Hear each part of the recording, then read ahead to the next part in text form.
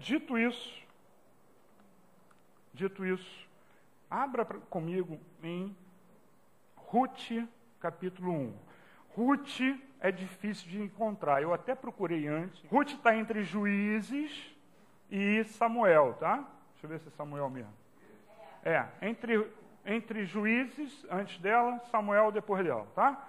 Ruth, capítulo 1, nós vamos ler os versículos 1 e 2. O pastor Timóteo ia pregar essa manhã, mas eu pedi para ele para eu pregar, e não ele, tá? Ele ia inverter comigo, de noite eu vou pregar de novo, né?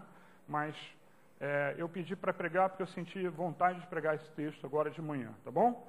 Então, Ruth 1:1 diz o seguinte: na época dos juízes houve fome na terra, um homem de Belém de Judá, com a mulher e os 2 filhos, foi viver por algum tempo nas terras de Moabe. Versículo 2. O homem chamava-se Elimeleque, sua mulher Noemi e os seus 2 filhos, Malom e Quilion.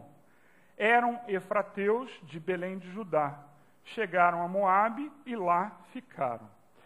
Assim começa a história, e entenda, tem a ver com o testemunho da Inês, tem a ver com o que o pastor Timóteo falou aqui, e eu ia emendar o louvor, antes de fazer até as ofertas, etc., eu ia emendar o louvor na palavra que eu tinha de manhã.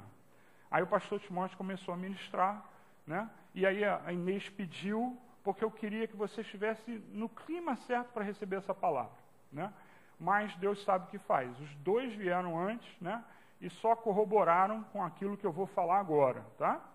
Então, assim começa a história daquela que seria uma, olha para mim, referência de fidelidade. Não Noemi, mas a história de Ruth, tá? Noemi é importantíssima, tá? E eu pretendo fazer uma segunda pregação, né? Porque você depois vai entender, né? E tem muita coisa para a gente falar, mas Noemi foi muito importante, inclusive na vida de Ruth. Mas, continuando, as suas palavras, as palavras de Noemi proferidas à sua sogra, as palavras de Ruth proferidas à sua sogra Noemi, são lidas por mim em todas as cerimônias de casamento. Eu fiz uma adaptação, mas o foco, eu não vou ler essas palavras hoje, mas o foco da cerimônia, né, o foco da fidelidade está nas palavras de Ruth. E a história dela começou de uma forma trágica. Essa, então, é a história que começa com uma grande tragédia e, no entanto, se tornará, e é esse o título da pregação, o novo, né? Ela se tornará no novo. A tragédia se tornará no novo. O novo não só para Ruth, não só para Noemi, mas para toda a humanidade. Porque, se você reparou, nós falamos na tribo de Judá. Se você lembrar, Jesus é o leão da tribo de... Ruth era uma das descendentes de Jesus. Mesmo, depois a gente vai ver aqui, mesmo ela não sendo da tribo, sendo do povo judeu, né? Ela não era uma hebreia, ainda assim, a história dela começa com uma tragédia, anterior até a ela, né? Mas foi uma tragédia para a família, né, que a abrigou. E aí começa toda a história e o novo surge da tragédia. Muitas vezes a gente está vivendo uma tragédia e não entende que ainda uma tragédia pode se transformar no novo. E a gente viu, eu sempre dou outros exemplos, José e etc. Mas essa história aqui eu vou detalhar para você entender, né? Então dela foi gerado, algum tempo depois, Davi, né? E Salomão, e deles, Jesus. Aquele que traria a nova mensagem. A mensagem das boas novas. Então, o novo para a humanidade inteira começa nessa história aqui. Não é que começa, mas continua passando por Ruth. Amém? Vamos fechar nossos olhos, vamos orar? Senhor, obrigado, Pai, pela inspiração que Tu me deste, ó Pai. Eu te agradeço pela vida, Senhor, do Bispo Volney, Senhor, que me inspirou a essa pregação. Ó Pai amado, que Tu nos abençoe neste dia, abençoe a cada um, que cada um abra o seu coração e ouça de Ti, Senhor, diretamente aquilo que Tu queres. Que seja assim, em nome de Jesus. Amém. Não vou nem perguntar, né, quem está com uma tragédia hoje na sua vida. Mas eu posso afirmar que a tragédia pode se tornar no novo.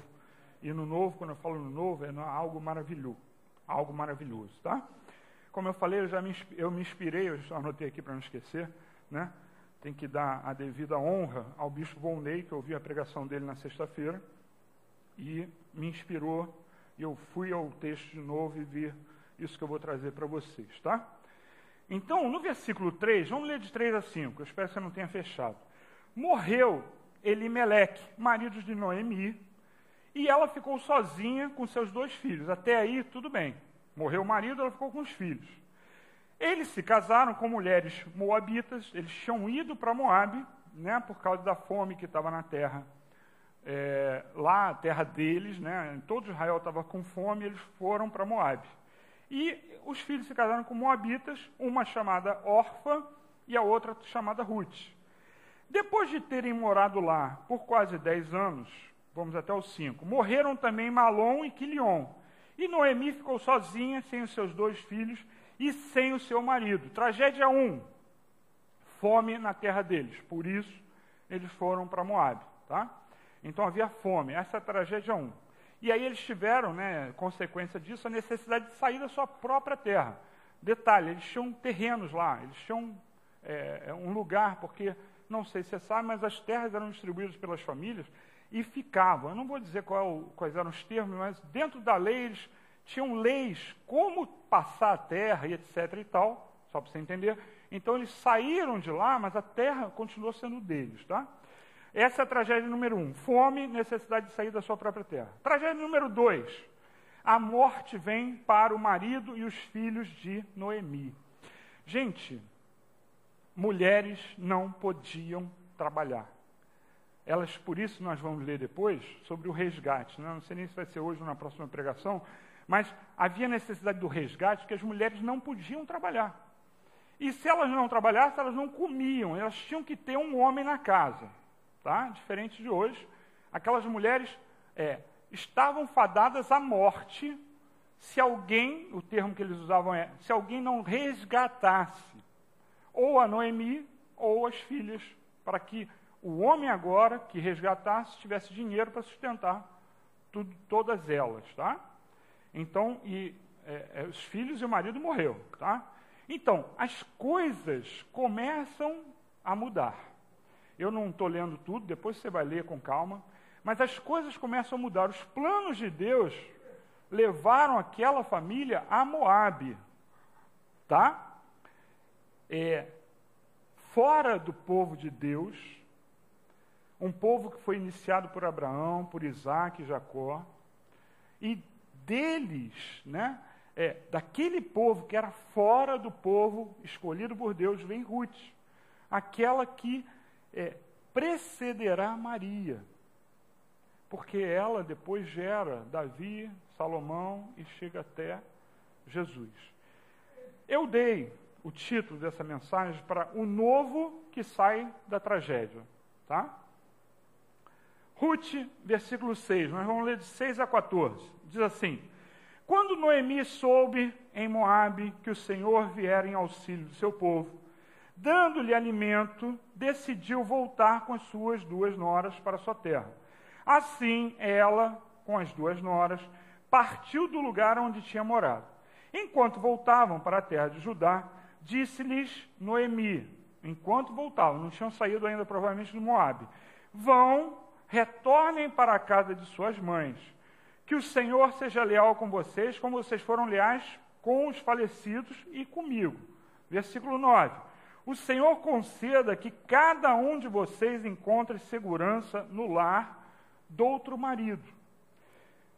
Então deu-lhes beijos e despedida, mas elas começaram a chorar alto, desespero, né? E lhe disseram, não, voltaremos com você para junto do seu povo. Disse, porém, Noemi, voltem, minhas filhas, porque viriam comigo Por que viriam comigo? Poderia eu ainda ter filhos que viessem a ser seus maridos? Você entende o drama aqui? Olha para mim. A única forma de resolver a situação é homens.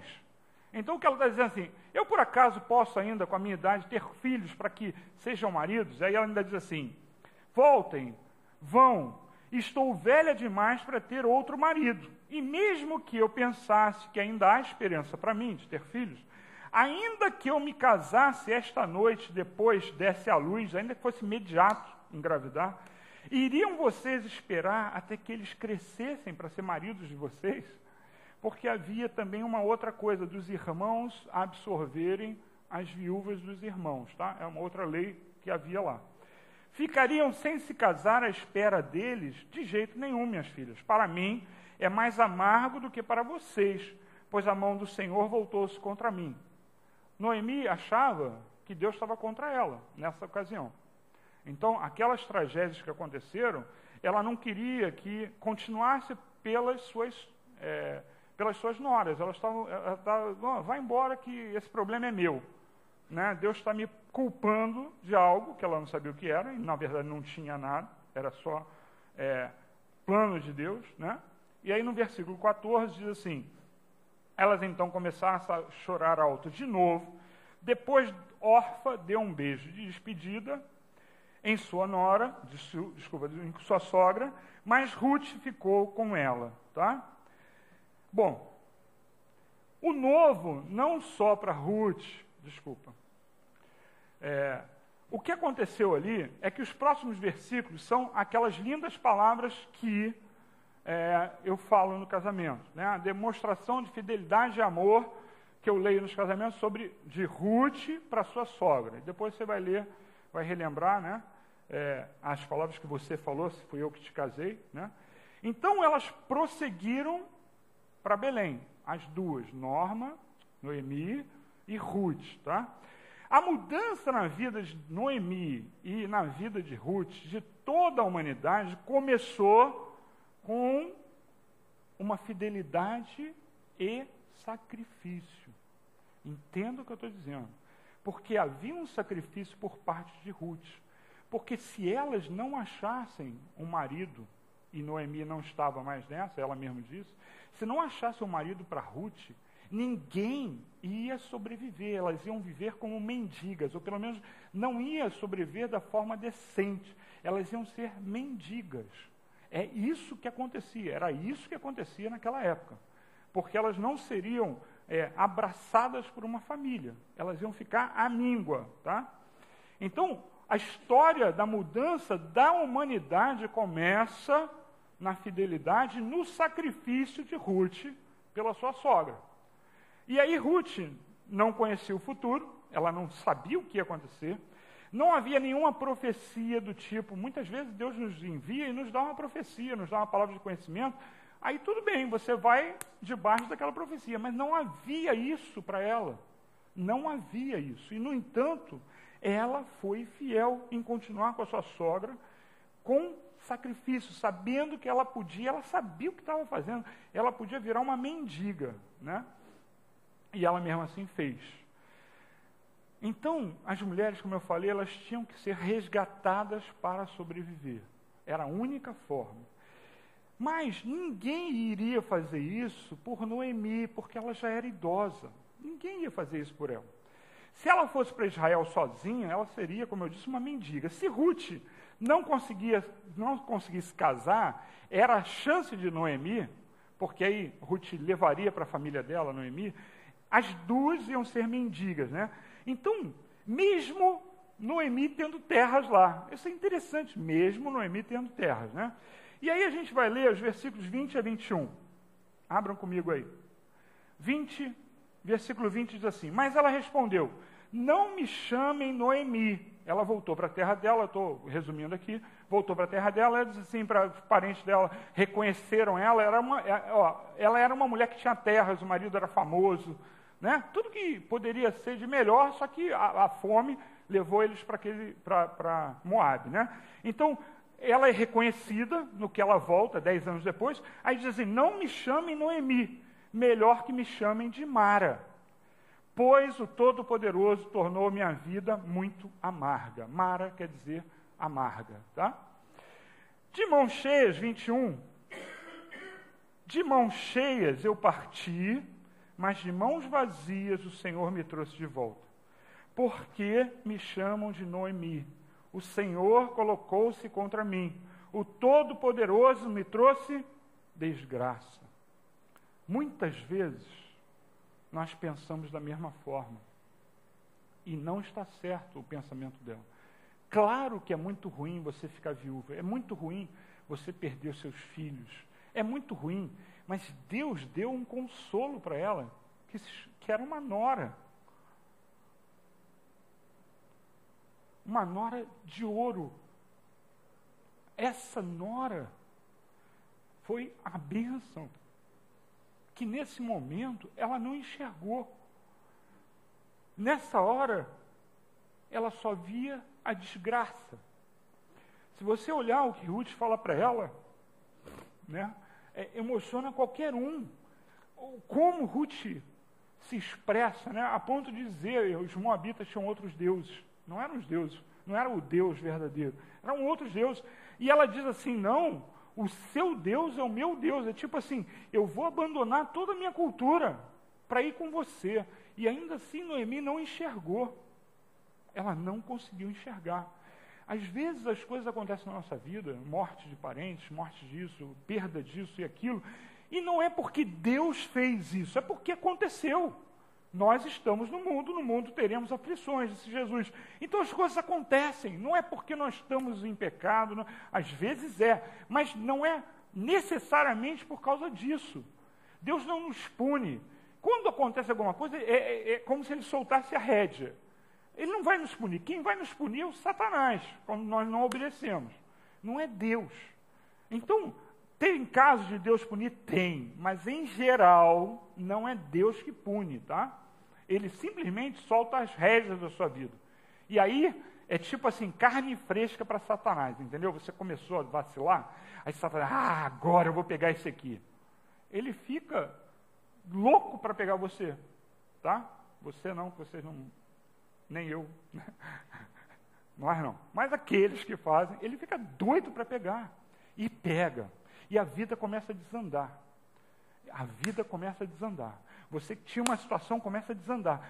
Com ela, não foi isso. Só que ela enxergava dessa forma. E ficava, não, me chamem de... porque Deus está me punindo, me chamem de Mara. Amarga e tal. E não era nada disso. E ela não enxergou, né? E nós, às vezes, não enxergamos. Eu já preguei uma vez o seguinte, Deus nunca deixa todas as áreas da nossa vida ao mesmo tempo ruins. Ouça o que eu vou dizer. Ele sempre nos dá um escape. Você está ruim nas suas finanças, você está ruim, relacionamento familiar. Não, familiar não, porque vai ser o escape que eu vou dar. Então, não posso dizer isso. Mas, digamos, relacionamento no trabalho, relacionamento não sei o que, e aí ele... faz com que a sua família fique unida naquela situação. É o escape. Às vezes a gente não enxerga os escapes, mas Deus não permite que a gente seja arrasado. Sempre tem um escape. Então, alguma coisa que melhorou, piorou um monte de coisa, uma melhora. E a gente tem que enxergar isso. Noemi não enxergou isso. Ela recebeu uma nora maravilhosa, né? A outra também era, mas não fez o que ela fez, né? Talvez não quisesse o sacrifício, ela entendeu o que ia acontecer, poderia acontecer e não fez. Então, sabe, nós precisamos entender que não era o que Noemi imaginava. Muitas vezes nós imaginamos a mesma coisa, né? E não é isso que está acontecendo na realidade. Vai vir um escape. Você precisa aguardar. Você precisa entender que Deus tem planos. Às vezes Ele faz planos para você mudar de lugar. Ele fez planos, se você entender, a tragédia levou ela para buscar uma nora maravilhosa num povo que era considerado pelos judeus o pior da terra. 2, né? Todos que cercavam ali. Então, eram ruins, não serviam. E ela foi lá e buscou aquela que inclusive ia ser, aquela que geraria posteriormente Jesus Cristo. Então, nós entendemos as coisas erradas. Os planos de Deus na nossa vida, ele só termina, os planos de Deus para a nossa vida, só terminam, ou o plano para a nossa vida, só termina quando a nossa vida acaba. Enquanto houver vida, existe um ditado, há esperança. Esse ditado está perfeito. Só que ele tem que ser aplicado a Deus. Enquanto há vida, com Deus, há esperança. Então, só vai terminar quando o plano de Deus na sua vida? Você está assim, aí você está velhinho, né? E não viu algo acontecer, por exemplo, né, é algo que você deseja muito, um filho, por exemplo, voltar, etc. Tal. Aí você desesperança, fica sem esperança antes do tempo. E aí, Deus vai fazer, talvez, depois até de você morrer, o plano vai se concretizar. Mas você perde a esperança, e não pode perder a esperança. Você tem que continuar, porque só existe... A primeira é você morrer, aí o plano você pode não ver e se concretizar, entenda. Só que quando Jesus voltar, aí sim, acabou tudo. Não tem mais esperança, não tem salvação após Jesus voltar. Isso tudo é uma grande bobagem, tá? Porque ele vai chegar e destruir, depois eu te mostro se você quiser. Mas, enquanto Jesus não voltar, até a sua morte, não finda o plano de Deus para a sua vida. Entenderam? Amém? Eu não ouvi, desculpa. Se formos fiéis a Ele, se nós nos sacrificarmos pela vontade dEle, entenda, ela se sacrificou. Ela foi fiel e se sacrificou. Se nós fizermos isso, se não desistirmos, os planos de Deus vão se realizar na nossa vida. Amém? Amém. Noemi quase desistiu, mas Ruth não. E o plano para salvar Noemi passava por ela. Graças a Deus, ela não desistiu, porque Noemi já tinha desistido. Ruth 2:1. Eu vou saltando, tá? Vamos ler o 1 e 2 agora. Noemi tinha um parente por parte do marido, era um homem rico e influente, pertencia ao clã de Elimeleque e chamava-se Boaz. Tinha que ser da mesma família também para resgatar, para que a pessoa de Judá continuasse dentro da tribo de Judá, tá? Entendam como é que funcionava. Versículo 2, Ruth, a moabita, disse a Noemi, vou recolher espigas no campo daquele que me permitir. Vá, minha filha, respondeu-lhe Noemi. Eu vou pular para o 6 e vou falar uma coisa que está aqui escrito, né? Depois que Boaz identificou, né, Ruth, e você vai ver que ele se sentiu atraído por ela, inclusive, mas ele identificou Ruth e falou para ela, não vá para outros campos. Por quê? Ela ia pegar naquele campo que ela conseguisse, depois ia pegar mais em outros campos, etc. Tal, porque ela só podia pegar, isso era a lei. A lei dizia o seguinte, não impeça ninguém de pegar, nem o estrangeiro, de pegar o que cair do cesto. Tá? Então, as pessoas que não tinham terras podiam se alimentar andando atrás dos caras que estavam fazendo a colheita. Tá? Entenderam como é que era?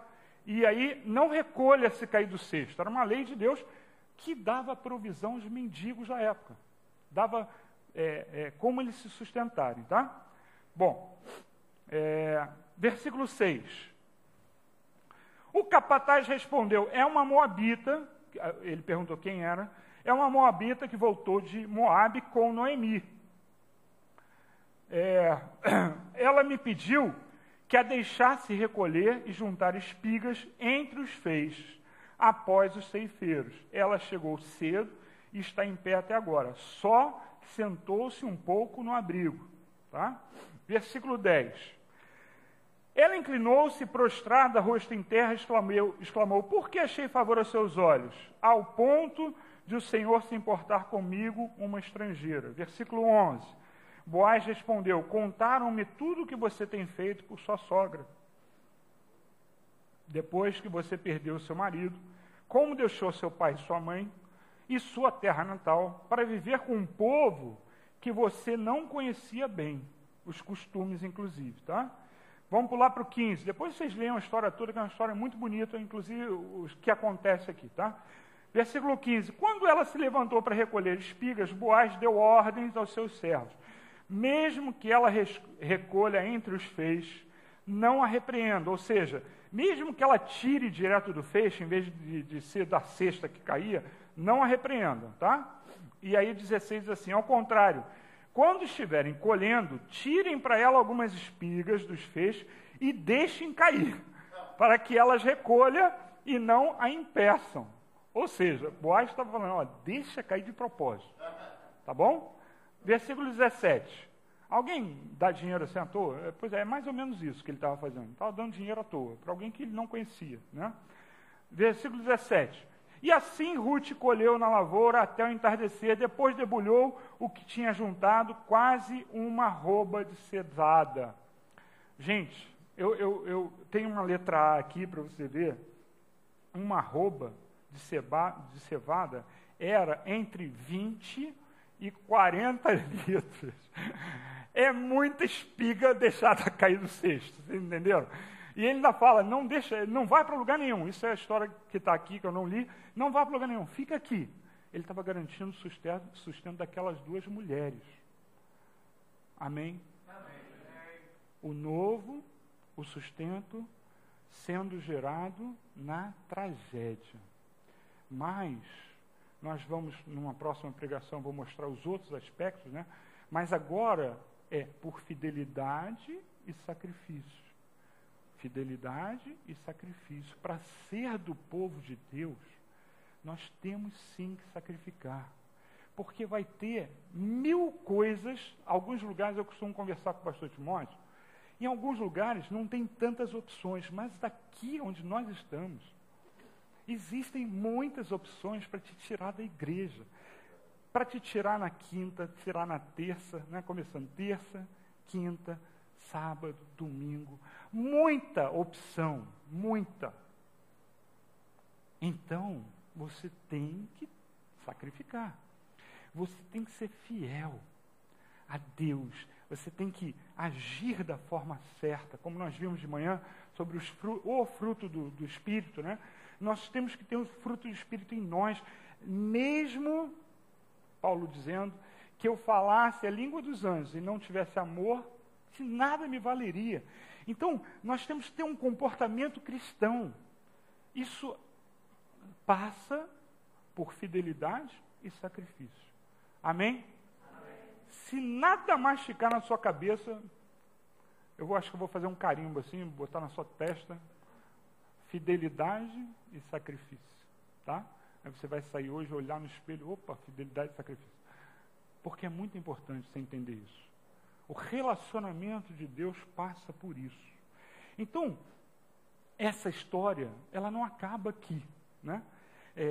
Como eu falei, eu vou fazer uma segunda parte, né? Porque o bispo, você vê, eu vou pregar mais ou menos uns 40 minutos, eu já vou acabar, mas o bispo pregou meia hora e gerou mais de uma pregação de 40, porque Deus ele vai inspirando, né? E ele falou muito mais coisas, e que eu pretendo também trazer para você. Mas até aqui, entenda, a lição é que Deus nos é favorável, e muitas vezes nós não entendemos, muitas vezes nós não enxergamos assim, mas Ele é favorável mesmo que a tragédia esteja em curso, mesmo que eu esteja vendo a tragédia. Deus nos é favorável. Quando Ele é favorável? Quando nós somos fiéis. Fiéis como a palavra, como as palavras de Jesus. Abre em Mateus 25. Mateus 25. Vamos ler 4 versículos. Mateus 25. Vamos ler 37 a 40. Mateus 25, 37. Eu vou lendo, tá? Para não passar muito da hora. Mateus 25, 37 diz assim: então os justos lhe responderam: Senhor, quando te vimos com fome e te demos de comer? Ou com sede e te demos de beber? Quando te vimos como estrangeiro e te acolhemos? Ou necessitado de roupas e te vestimos? Quando te vimos enfermo ou preso e fomos te visitar? Versículo 40. O rei responderá: digo-lhes a verdade, o que vocês fizerem a algum dos meus menores irmãos, a mim o fizeram. A fidelidade não é só, né, questão monetária. A fidelidade é um todo. O sacrifício é um todo. eu vou deixar de ir no Rock in Rio, porque tem uma família precisando disso ou aquilo, eu não vou gastar dinheiro indo no Rock in Rio. Aí você vai e faz, né, uma oferta a uma família que precisa, porque o Rock in Rio com certeza não é importante. Agora, você se importar com o necessitado, é. Então nós somos fiéis a Deus quando não é só trazendo dízimo e oferta. Nós somos fiéis a Deus quando nós somos bons no sentido de fugiu a palavra, meu Deus, volta. Piedosos, essa é a palavra, tá? Piedoso não é ter piedade para alguém, piedoso é buscar ser aquilo que Jesus quer que a gente seja. Isso é ser piedoso, tá? As pessoas mudaram o sentido da palavra hoje. Mas ser piedoso, ser bom para todo e qualquer ser humano. Aí você está fazendo um sacrifício e sendo fiel a Deus. Quando Ruth fez isso, ela foi fiel a Noemi. Ela se sacrificou e por isso ela foi abençoada. Uma mulher que não era da tribo, não era de uma das tribos de Israel, e ainda assim ela foi abençoada, tá? E aí, para terminar, quando Deus nos é favorável, eu já falei, é quando nós sacrificamos a nossa vida no seu altar, sacrificamos no seu altar o nosso eu. É aí que nós mostramos, né, o sacrifício e a fidelidade. Não é só naquilo que a palavra você já ouviu, né? Eu falo uma palavra, diz o que você pensa. Não. Provavelmente você ia pensar, né, ser fiel, dízimo e oferta. Não é. É um todo na sua vida. Você ser bom, piedoso, né? É você entregar no altar, isso é o sacrifício, né? Entregar no altar as suas convicções. Não, eu acho que isso está errado. Aí a Bíblia diz ao contrário. Ou então, eu acho que isso é certo, a Bíblia diz ao contrário. Quando você entrega as suas convicções, Deus, eu não entendo isso. Eu sou contra, eu não posso nem dar exemplo, tinha um exemplo aqui na ponta da língua, mas não posso, que a pessoa vai ficar chateada comigo. Não, eu sou contra isso. Né? Alguns até já entenderam. Eu sou contra isso. Aí a palavra diz, olha, mas é isso. Gente, seja fiel, se sacrifique. Pede a Deus para mudar o teu coração. Então as suas convicções, o sacrifício e a fidelidade passa por você entregar as suas convicções, os seus desejos, até as suas vitórias e as suas derrotas. As vitórias para que você não viva em função daquilo e esqueça Deus. As derrotas para que você não viva aquém do que deveria, porque não esquece a derrota. Então, entregar tudo, aí Deus nos é favorável. E aí, nós nunca vamos perder a nossa fé e esperança nele. Amém? Amém? Entrega o teu caminho ao Senhor, confia nele. E o mais ele fará. Amém? Vamos ficar de pé? A tragédia traz coisas boas. A tragédia não é plano de Deus para nós, mas elas acontecem. E ainda assim, vem coisas boas. Amém? Feche seus olhos comigo. Vamos orar. Senhor, nosso Deus e Pai, eu te peço que esta palavra tenha, ó Pai, ressoado em nossas vidas, em nossos corações, em nossas mentes, Pai. Que haja em nome de Jesus uma mudança a partir de hoje, Pai. Que as tragédias agora sejam minorizadas, ó Pai, diante do Teu poder, diante da Tua graça, Senhor. Que elas sejam tornadas pequenas, Senhor. E que aumente em nós o nosso sacrifício e a nossa fidelidade a Ti, Pai.